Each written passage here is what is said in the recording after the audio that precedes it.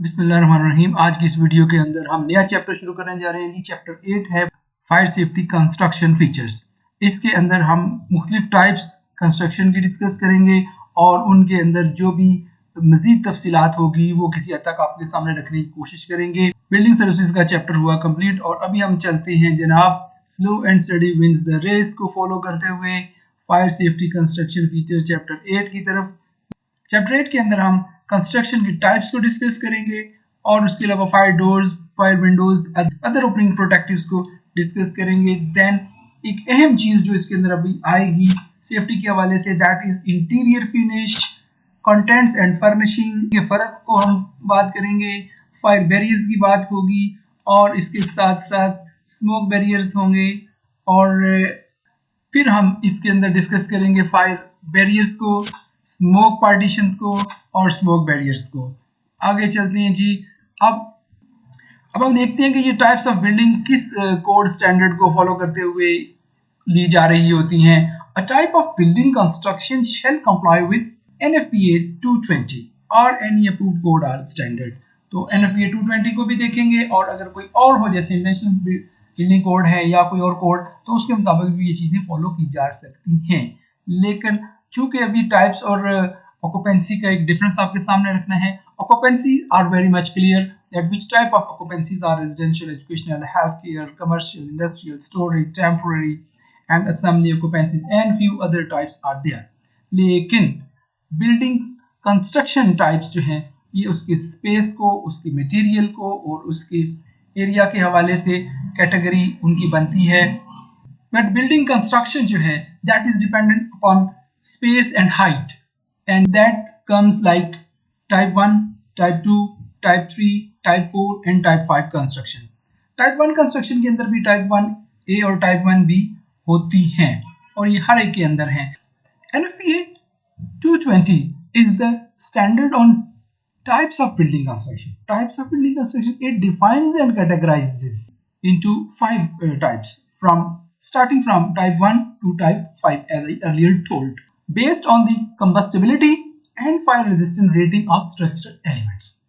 Combustibility and fire rating, structural elements, and all they will come non-combustible, limited combustible or combustible to prevent fire spread.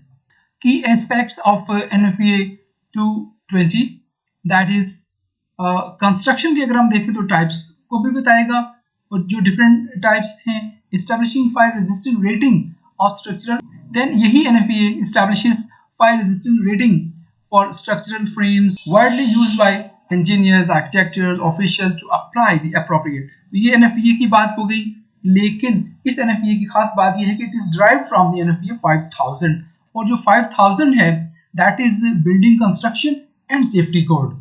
ये बहुत बड़ा NFPA है, गालिबन इसके 691 pages हैं और काफी सारे इसके चैप्टर्स भी हैं और एक एक सब्सटेंस को, स्टील को, वुड को, कंक्रीट को और सीमेंट को अलग अलग भी एक चैप्टर के तौर पे डिस्कस किया गया। काफी मालूमात है इसके अंदर। देन अगर टाइप 1 एंड 2 की कंस्ट्रक्शन की हम बात करते हैं तो इसके अंदर these shall be types in which the firewalls, structural elements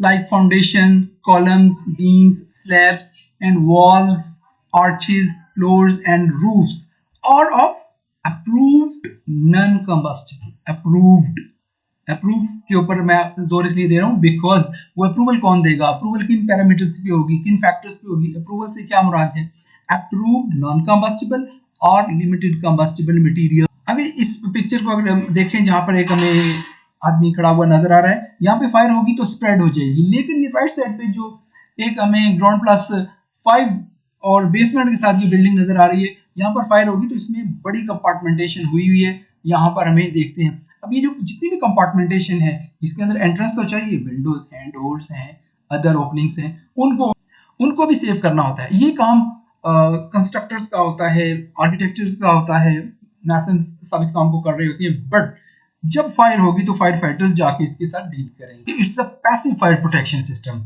a specialized non combustible wall designed to prevent the spread of fire and smoke spread of fire and smoke within building for a specific period. अभी unlimited नहीं है कि fire wall होगी तो वो कभी burn नहीं होगी या वो हीट को और आग को स्प्रेड नहीं करेगी, स्मोक वहां से स्प्रेड नहीं होगा और हफ्तों आग जलती रहे, ऐसा नहीं होगा. For a specific period of time. Then usually extending from foundation to roof. ये कंप्लीट होती है, कहीं इसके अंदर लैप्सेस नहीं होते और प्रॉपर एक आइसोलेशन दे रही होती है. Fire fighters use these structural barriers to contain blaze within the single area or single compartment.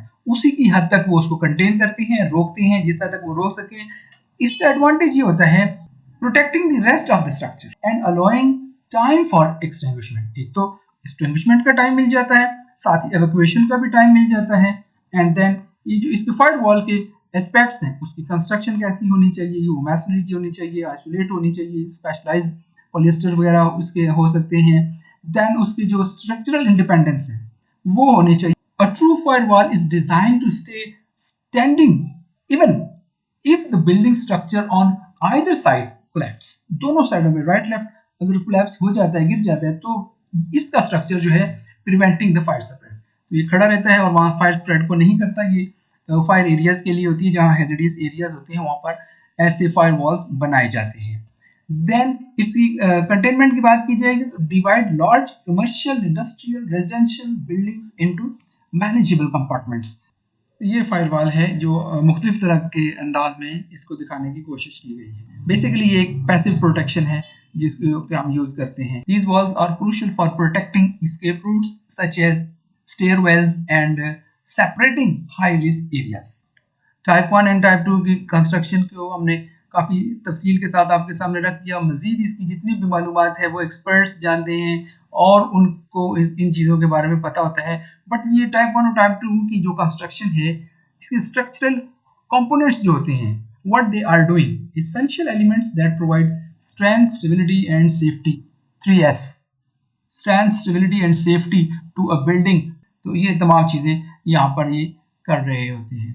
And in the same way the components, key components includes the foundation, columns, beams, slabs, walls, roofs, collective support. ये उनको collective support दे रही होती हैं, vertical and lateral loads. तो इन की components को जितना हम फोकस करेंगे और उनके ऊपर ध्यान रख के उनको काम करवाएंगे और इंश्योर करेंगे और एक्सपर्ट्स भी कर रहे होंगे, एंड यूजर भी कर रहा होगा, तो ये इतना ही एक हमें अच्छी फायर सेफ्टी और इंटेग्रिटी दे रहे होंगे.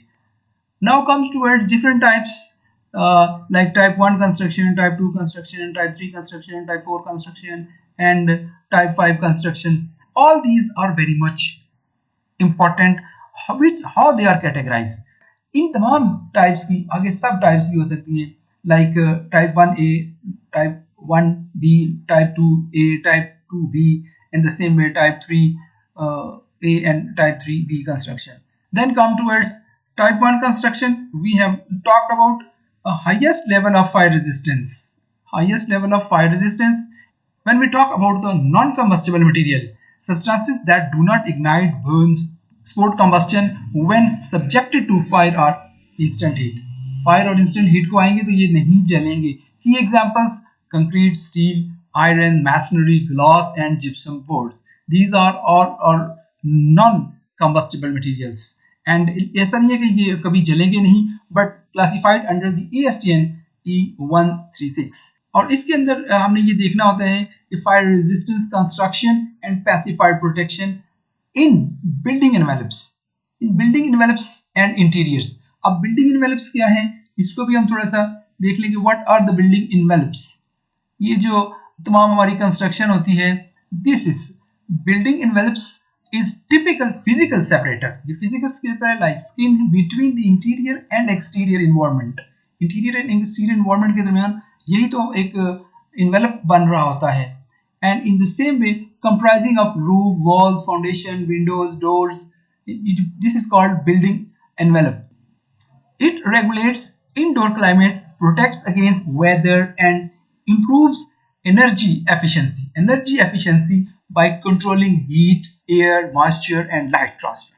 यहाँ पर ये जो walls होती हैं, roofs होते हैं, इनका जो एक रिक्वायरमेंट है फायर सेफ्टी के अंदर वो सामने हमारे आ रही होती है। This is like that. अब हम बात करते हैं नॉन कंबस्टिबल मटेरियल की थोड़ी सी डिटेल की।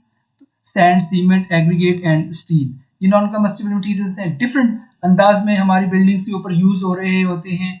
एंड जब हम इनको डिटेल में देखेंगे तो as per their standards, as per their fire resistant rating, इनकी चीजें मुख्तलिफ आएंगी। इन सबको जब हम डिफरेंट स्टैंडर्ड्स के अंदर देखेंगे तो एक्सपर्ट्स आर सिटिंग देयर, वो फायर रेजिस्टेंस इनकी निकाल के देंगे, इनकी रेटिंग निकाल के देंगे 1 और 2 और 3 और, तो फिर हम उसके मुताबिक, तो ये यहाँ से हमारी सेफ्टी स्टार्ट होती है। Then it goes towards this, then ये जो यहाँ पर आके कंप्लीट बिल्डिंग हो रही होती है, एमईपी वाले आ जाते हैं, डिफरेंट होल्स होते हैं जी उसके अंदर, फिर उनको प्रोटेक्ट करना होता है, सील करना होता है। जो हमारी हीटिंग, वेंटिलेशन और एयर कंडीशनिंग सर्विसेज आती हैं, जो इलेक्ट्रिसिटी आती है, उन तमाम को जब हम फोकस करते हैं तो यहाँ पर हमारे तमाम एरियाज अच्छे तरीके से इंगेज होके आते हैं। बट देखना ये होता है कि ऑक्यूपेंट्स कैसे हैं, उनकी age, education, role, health, awareness, background कैसा है, वो किस तरीके से ऑक्यूपेंसी को यूज करते हैं। फिर हम एस्टेब्लिश करते हैं कि कॉज ऑफ फायर क्या है, कैसे है। लेकिन अगर हम इसी चीज को देखें, ये कंपार्टमेंटेशन वाली बिल्डिंग है, एक सब डिवीजन वाली बिल्डिंग है, उसके ऊपर एक फायर होती है तो वहां पर एक खास एरिया में लिमिट रहती है, response can be generate and दूसरों को बचाया जा सकता है। बट एक ऐसी बिल्डिंग जहां पर सब डिवीजन नहीं है, एक जगह पे आग होती है तो तमाम जगह पे स्मोक सबसे पहले ट्रेवल कर जाएगा, फिर हीट ट्रेवल करेगी, और अगर ये एंट्रेंस पे होगा तो फिर सारे ही ट्रैप हो जाएंगे और उनकी जान को खतरा है। इन तमाम चीज़ों को जब हम सामने रख के देखते हैं तो अवेयरनेस, नॉलेज और ड्रिल्स, ये सारी चीज़ें हमें बहुत ज़्यादा नज़र आती है। When we go towards the limited combustible materials, construction materials that are not strictly non-combustible but have low potential heat value, तो इसके किस हद तक ये एग्जिबिट कर रहा होता है और बचा रहा होता है, limited flame spread according to the standards like NFPA 259, NFPA 259 की तरह बट अदर स्टैंडर्ड्स भी हो सकते हैं। हम NFPA 259 को भी देखेंगे। लिमिटेड कंबस्टिबल मटेरियल्स की कॉमन एग्जांपल्स हैं gypsum, wallboard, specific paper, bagged lamination, fire retardant treated wood, fire retardant materials की जो ट्रीटेड वुड्स होती हैं उनको और फिर उसको इंश्योर कर लेना होता है, एंड मिनरल वूल्स।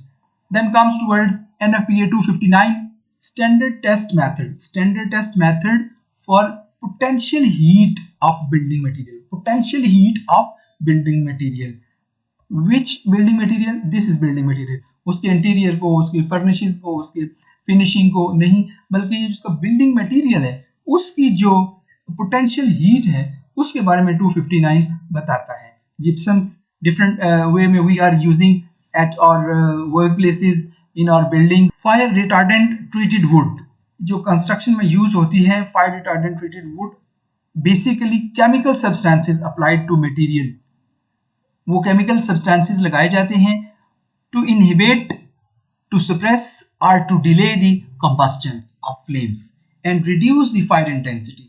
ये काम वो कर रहे होते हैं बेसिकली। जो फायर रिटार्डेंट मटेरियल्स होते हैं वो किस किस तरह के होते हैं, चंद एक तो मैं आपको बताता हूँ, बट अदर भी हैं। वो कौन कौन से मटेरियल्स हैं? They work by coating surfaces using components like phosphorus, nitrogen and ammonium phosphate. तो ये जो मटेरियल्स हैं, ये जो सब्सटेंसेस हैं, we can use for the fire retardant material. And mineral wools हैं, high performance non-combustible material used in building for thermal efficiency, superior soundproofing and fire protection. We are interested with the fire protection. तो ये जो mineral wools हैं इस तरीके से वहाँ पे यूज हो रहे हैं, and how can we use, lagging वगैरह के ऊपर होते हैं and silencer वगैरह पे यूज होते हैं, but here we are using studios के अंदर भी हो सकते हैं, but we are interested with the fire protection. And type 1 and type 2 को देख लिया। लार्ज हॉल होंगे, कंपार्टमेंटेशन नहीं होगी, आरसीसी स्ट्रक्चर ठीक नहीं होगा, तो fire can spread and collapse the building. And if it is worked out very well तो एक अच्छा रिजल्ट होगा। बड़ी आग जो है वो कंट्रोल हो सकती है, आइसोलेट हो सकती है, लिमिटेड हो सकती है, और उसको एक्सटिंग्विश किया जा सकता है। टाइप 1 एंड टाइप 2 को हमने देख लिया। Now we are going towards non combustible exteriors means type 3 construction. तो टाइप 3 कंस्ट्रक्शन की तरफ जाने से पहले type 1 fire resistive, type 2 non combustible Type 3 ordinary. Type 3 ordinary are exterior protected. Type 4 heavy timber and type 5 wood frames. And type 5 जो है वो combustible materials की भी होती है, वहां पे ज्यादा केयर एंड सेफ्टी की जरूरत होती है, फायर सेफ्टी की ज्यादा जरूरत होती है. And type 3 often called ordinary construction and its features are shall be that type in which the exterior walls and structural members that are portion of exterior walls, वो जो स्ट्रक्चरल मेंबर्स हैं जो exterior wall के members हैं, like उसके अंदर कोई column आप दे देते हैं, बीम लगा देते हैं, we are talking about that are approved non combustible और लिमिटेड कंबस्टिबल मटेरियल्स. तो वो जो स्ट्रक्चरल मेंबर एक्सटीरियर वॉल के अंदर आए हैं, this is about that. Then and in which the firewalls, interior structural elements like walls, arches, floors, and roofs are entirely or partially of wood of smaller dimension than required for class 4 construction. तो class 4 वाली construction के लिए जो would होगी ये उससे smaller dimension के होंगे इसके अंदर, टाइप 3 के अंदर, and are approved non-combustible or limited combustible or any other approved combustible materials. Type 3 construction you can view from these pics, and you can conceive the idea for the type 3 construction. Then type 4 construction, in which the firewalls, exterior walls or interior bearing walls and structural member that are portion of such walls, जो कि इन walls का हिस्सा हैं, are of approved non-combustible or limited combustible materials. This is the difference between class 3 and class 4. Again, class 4A and class 4B are having different specs.